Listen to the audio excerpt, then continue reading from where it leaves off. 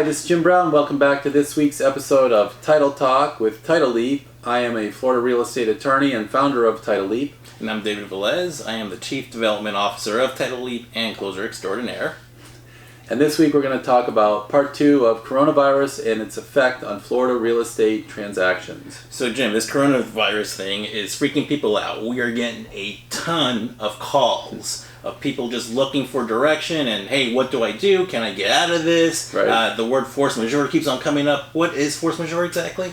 We talked about force majeure last week briefly, and force majeure is a contract provision in the 2017 Florida FAR Bar and many previous FAR Bars, and it contemplates when parties can escape performance, when buyers and sellers don't have to perform. So who does it apply to exactly? It's not exactly the buyers and sellers? Well, force majeure is a legal construct that allows buyers and sellers to escape performance, but in this situation, I think the force majeure is going to apply to third parties that's going to prevent buyers and sellers from closing. And what I mean by that is quite simple. We have modern tools that can close buyers and sellers in many different ways. Right. We have remote online notaries, we have mobile notaries, we have DocuSign, we have all those things. And so a buyer that's quarantined or a seller that's quarantined can't escape closing for those reasons, for the most part. Right. Now, a buyer or a seller who fears losing their job, has lost their job, maybe the seller doesn't want to move into a quarantined community, those are not events of force majeure. Those are simply financial constraints that buyers and sellers don't want to get into, and they don't want to make commitments. Force majeure would apply if the government locks down the banks. Okay. That would be an event of force majeure that would delay closing and potentially, if it continues on long enough, allow everybody to avoid closing. Right. Force majeure could be if the streets were locked down and somebody couldn't get a witness to witness their deed, where you need 2 witnesses and a notary. Right. Force majeure could apply where the appraiser couldn't get to the property because the streets were locked down. Okay. Again, these are going to be official orders. A quarantine is not a voluntary quarantine. It's going to be an official order from the state health officer under Florida Statute 381.00315. Okay. Or it's going to be an order of the federal government if they call for a national lockdown. Right. And so it's just not an arbitrary event. That would be force majeure. You have to have one of those orders from a state official or a federal official. Now, the force majeure, it doesn't necessarily absolve someone from performing. They still have to eventually perform. It's almost like a delay of sorts. There's a delay in the contract, and we'll talk more about that next week. Right. And if the delay persists long enough, then the people can avoid the contract. But I wanted to make clear to agents what is an event of force majeure and who it applies to. Okay. So financial hardship, not a force majeure. Now the issue becomes, force majeure doesn't apply. The calls I've been getting from buyers and sellers are, what are my options? Okay, so what are their options? I mean, like they can't back out because of the whole coronavirus and just use that as an excuse, in other words. It's not a blanket way to avoid a contract. Okay, so what can they do? Like, what are like the consequences? So in general, the Florida FAR Bar contract form allows the seller 2 remedies when buyers don't want to close. Okay. The first remedy is keeping the deposit, and if you keep the deposit, you want to give a general cancellation, and you want to have everybody named in the cancellation where the deposits are going. So that's a negotiated thing. Right. Now the other option of a seller is they can actually sue for specific performance. Sue for specific performance. So that's making the buyer close. A judge would grant an order that says the buyer's got to close. And so if it's a cash transaction, in theory, that wouldn't be too difficult to do. The buyer's already proven they have the money in the bank. Judge writes an order. We're going to draw on that money and the closing's going to happen. So that's a real threat when you're in these negotiations as an agent. Agents have to understand not only is the deposit at risk for the buyer, but also the potential that they may have to close.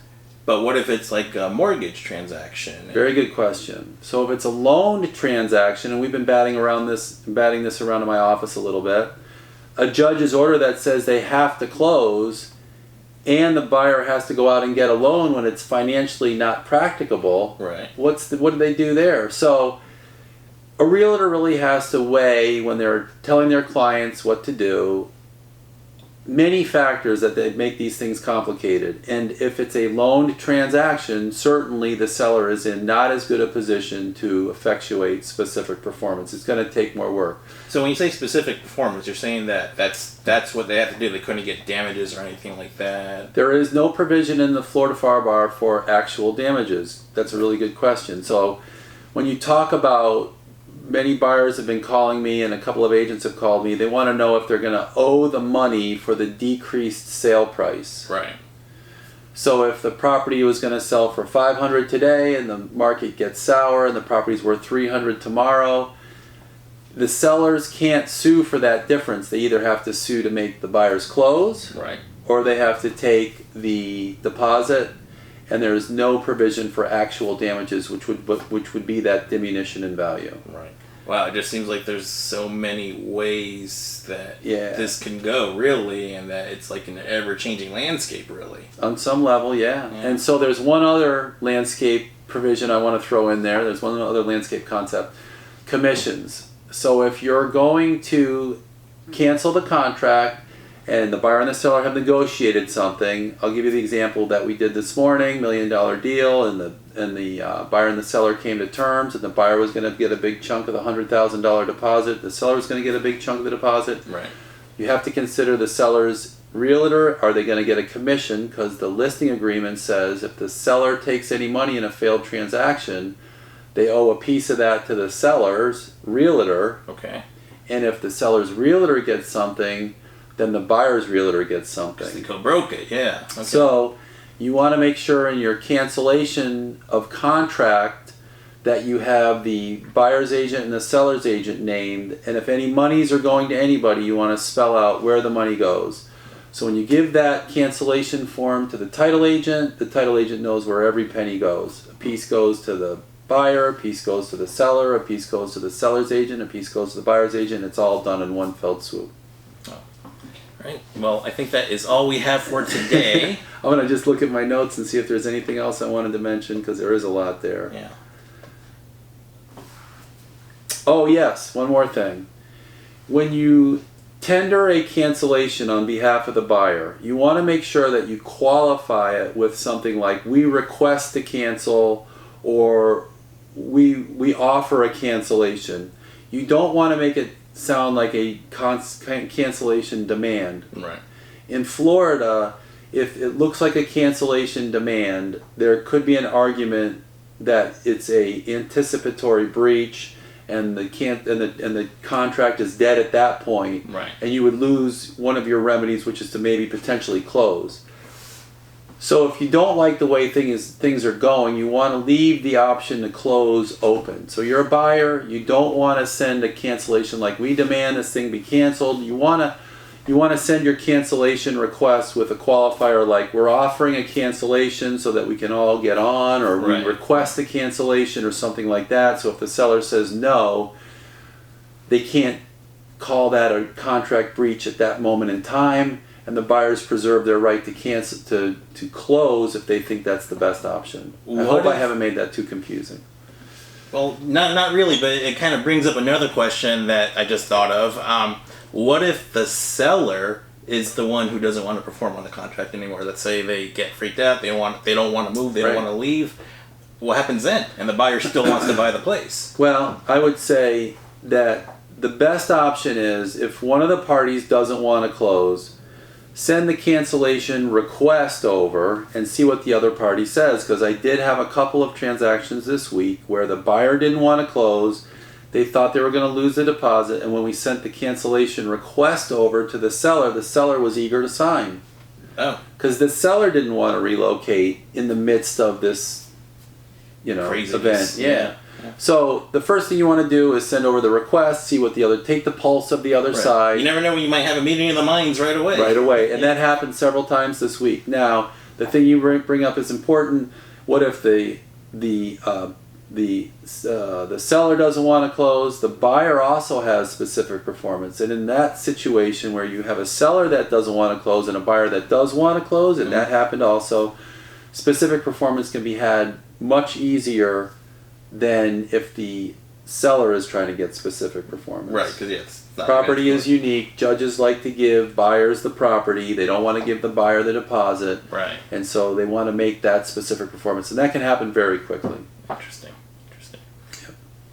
These are all very complex. We've covered a lot, you guys. Yes, it's I feel for the realtors trying to follow this stuff. It is. And you can call for anything. You guys have any questions, you can go to Title Leap, go to the little menu in the upper right-hand corner. You can click on live transactional support, and you can get me where you can text or call me anytime. And we will be working from home, so if it comes to that, we are available. Title Leap does allow us to process our files efficiently, and we're here to help you.